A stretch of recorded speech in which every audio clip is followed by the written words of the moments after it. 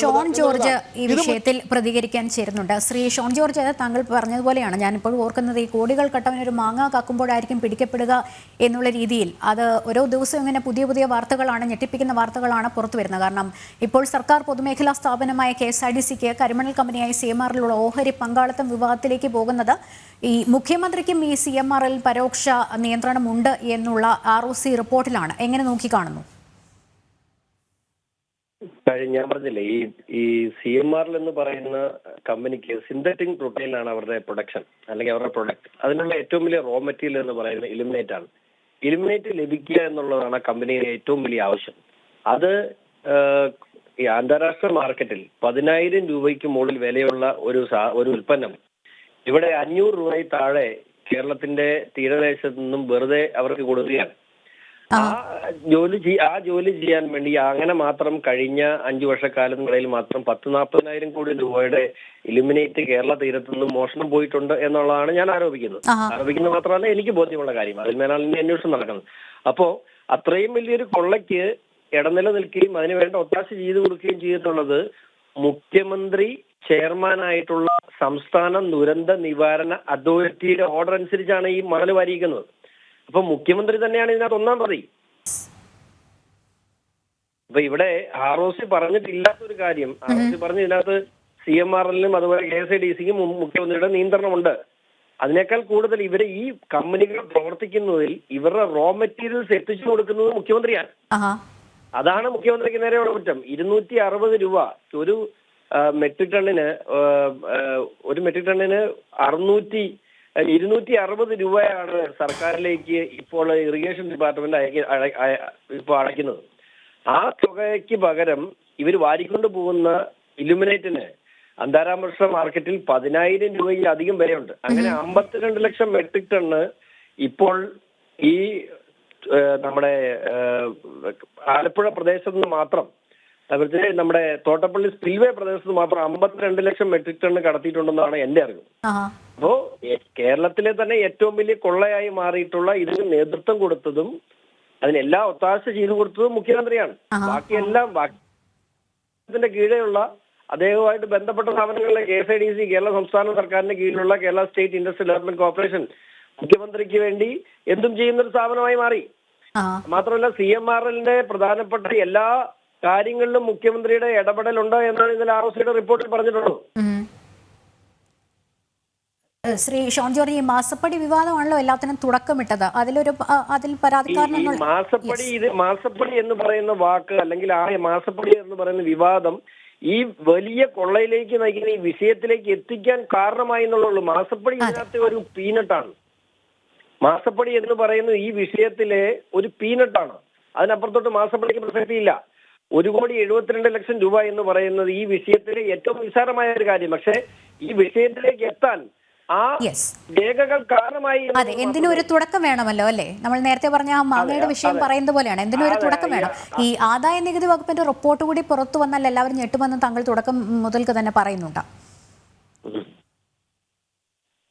PCITയുടെ ഇതുമായി ബന്ധപ്പെട്ട് ഈ CMRലുമായി ബന്ധപ്പെട്ട് അന്വേഷണവും അത് സംബന്ധിച്ച റെയ്ഡ്, അത് സംബന്ധിച്ച് ആ CMRൽ ഉദ്യോഗസ്ഥരെ ചോദ്യം ചെയ്യുന്ന ഡീറ്റെയിൽസ് ഇതെല്ലാം PCITയുടെ റിപ്പോർട്ടിലുണ്ട്. അപ്പൊ PCITയുടെ റിപ്പോർട്ട് കോൾ ഫോർ ചെയ്യാൻ നമുക്ക് ഇപ്പോൾ അതിനുള്ള സ്റ്റേജ് ആയിട്ടില്ല. പക്ഷെ PCITയുടെ റിപ്പോർട്ട് മാത്രമല്ല, PCITയുടെ റിപ്പോർട്ടിനെ സംബന്ധിച്ച് ഒരു ഇന്ററിം സെറ്റിൽമെന്റ് ബോർഡാണ്. ആ സെറ്റിൽമെന്റ് ഒരു ജുഡീഷ്യൽ അതോറിറ്റിയാണ്. അങ്ങനെ സെറ്റിൽ ചെയ്ത ഒരു വിഷയം ആ റിപ്പോർട്ട് കോൾ ഫോർ ചെയ്യാൻ അവകാശമുള്ള ഒരു ഏജൻസി SFIO മാത്രമാണ്. അതുകൊണ്ടാണ് ഞാൻ SFI അന്വേഷണം ആവശ്യപ്പെട്ടിട്ടുള്ളത്.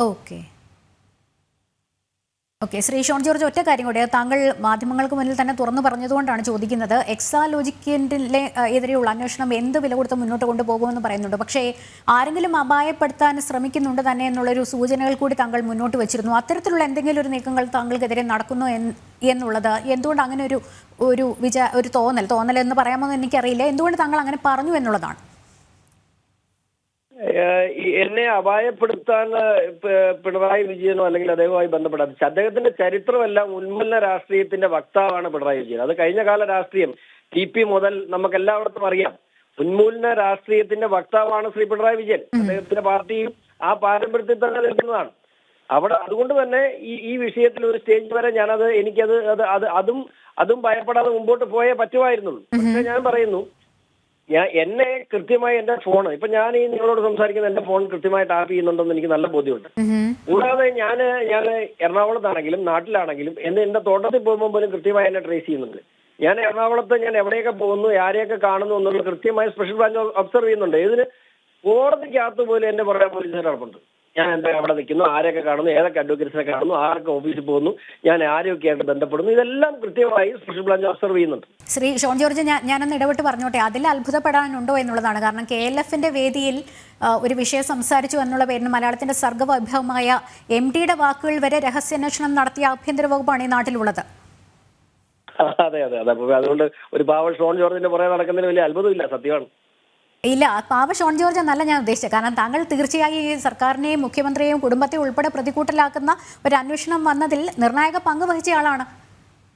അല്ല, ഞാൻ അതുകൊണ്ടാണ് പറഞ്ഞത്, MT വാസുദേവൻ നായർ സാറിനെ പോലെ ഇത്രയും നമുക്ക് എല്ലാവരും, എല്ലാ ജാതി വിഭാഗത്തിൽപ്പെടുന്ന എല്ലാ രാഷ്ട്രീയക്കാരും, നമ്മൾ ഓരോ മലയാളികളും ബഹുമാനിക്കുന്ന ഒരു മനുഷ്യൻ, അദ്ദേഹം പറഞ്ഞൊരു വാക്ക്, അതും വസ്തുനിഷ്ഠമായ ഒരു വാക്കിനെ എത്രമാത്രം ഒരു ട്രോള് കഴിഞ്ഞ ദിവസം കണ്ടു.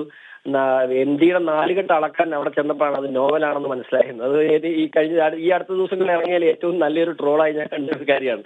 അപ്പൊ ഞാൻ പറഞ്ഞത് ഇതിനൊന്നും അത്ഭുതപ്പെടാനില്ല. പക്ഷേ ഒരു പൊതുസമൂഹത്തിന്റെ ഒരു വലിയ പ്രൊട്ടക്ഷൻ നമുക്ക് എപ്പോഴും നമ്മുടെ മനസ്സിലുണ്ട്. ജനം നമ്മളോട് കാണിക്കുന്ന ഒരു സ്നേഹം, അല്ലെങ്കിൽ ഈ വിഷയത്തിൽ ഞാനൊരു പൊതു കാര്യം കൂടെ പറഞ്ഞുകൊള്ളട്ടെ. നമ്മുടെ രാജ്യത്തിന്റെ നിയമവ്യവസ്ഥയിലും പ്രത്യേകിച്ച് നമ്മുടെ സംസ്ഥാനത്തിന്റെ രാഷ്ട്രീയ കാര്യങ്ങളിലൊക്കെ നമ്മളൊരു പുതിയ തലമുറയ്ക്ക് വിശ്വാസം നഷ്ടപ്പെട്ടിരിക്കുന്നു. ഇവിടെ മുഴുവൻ അഴിമതി മുങ്ങിക്കൊളിച്ചിരിക്കുന്നു. അതെല്ലാം ഏതെങ്കിലും തരത്തിൽ ഇവരെ ഈ അഴിമതിയിൽ മുങ്ങിക്കൊളിച്ചിരിക്കുന്ന ഈ ഭരണാധികാരികൾക്ക് ഏതെങ്കിലും തരത്തിൽ അവർ രക്ഷപ്പെട്ടു പോകുന്നു. ഈ നാട്ടിൽ നീതി നടപ്പിലാകില്ല. ഇപ്പൊ ഞാൻ ഈ കേസുമായിട്ട് ഇറങ്ങിയപ്പോ എന്നോട് എല്ലാവരും, ഇപ്പൊ ചർച്ചയിൽ തന്നെയാണെങ്കിലും ചാനൽ ചർച്ചയിലാണെങ്കിലും എന്നെ നേരിട്ട് കാണുന്നവരാണെങ്കിലും ചെയ്തതൊക്കെ നന്നായി, പക്ഷെ ഇത് എവിടെ എത്താനാ? ഇതാണ് എല്ലാവരുടെയും ഒരു ചോദ്യം. അപ്പൊ ഇത് എത്തിച്ച് കാണിക്കുക. ഈ നാട്ടിൽ, ഈ ഇന്ത്യ മഹാരാജ്യത്ത് നിയമവ്യവസ്ഥയ്ക്ക് ഇനിയും നിലനിൽപ്പുണ്ട്. ഇവിടെ അഴിമതിക്കെതിരെ നിലകൊള്ളാൻ നമുക്ക് കഴിയും. ഇവിടെ ഈ നാടിന്റെ സമ്പത്തിനെ കൊള്ളയടിക്കുന്നവർക്കെതിരെ നിലപാടെടുക്കാൻ നമുക്ക് കഴിയുമെന്ന് പ്രൂവ് ചെയ്യേണ്ട ഒരു പൊതുപ്രവർത്തനം എന്ന നിലയിലും, അതുപോലെ തന്നെ ഈ ജുഡീഷ്യൽ സംവിധാനത്തിൽ ഇന്ത്യൻ ജുഡീഷ്യറിക്ക് അധികാരമുണ്ട്, ഇതിന്റെ പവറുണ്ട് എന്ന് ബോധ്യപ്പെടുത്തി കൊടുക്കുന്ന ഒരു വക്കീൽ, ഒരു അഭിഭാഷകൻ എന്ന നിലയിലും, അതുപോലെ തന്നെ ഈ അഴിമതിക്കെതിരെയുള്ള നിലപാടുകൾ മുമ്പോട്ട് കൊണ്ടുപോകേണ്ട ഒരു പൊതുപ്രവർത്തനം എന്ന നിലയിലും എന്റെ കടമയാണെന്ന് ഞാൻ ഇന്ന് ഉറച്ചു വിശ്വസിക്കുന്നു. അതിനു മുമ്പിൽ എനിക്ക് എന്ത് സംഭവിച്ചാലും എനിക്ക് പ്രശ്നമല്ല എന്നുള്ള നിലപാടിലാണ് ഞാൻ മുമ്പോട്ട് പോകുന്നത്. യെസ്, വളരെയധികം നന്ദി ഷോൺ ജോർജ്. ഈ വിഷയത്തിൽ കൃത്യമായി പ്രതികരിച്ചതിന്, തങ്ങളുടെ നിലപാട് ഒരിക്കൽ കൂടി വ്യക്തമാക്കിയതിനും വളരെയധികം നന്ദി.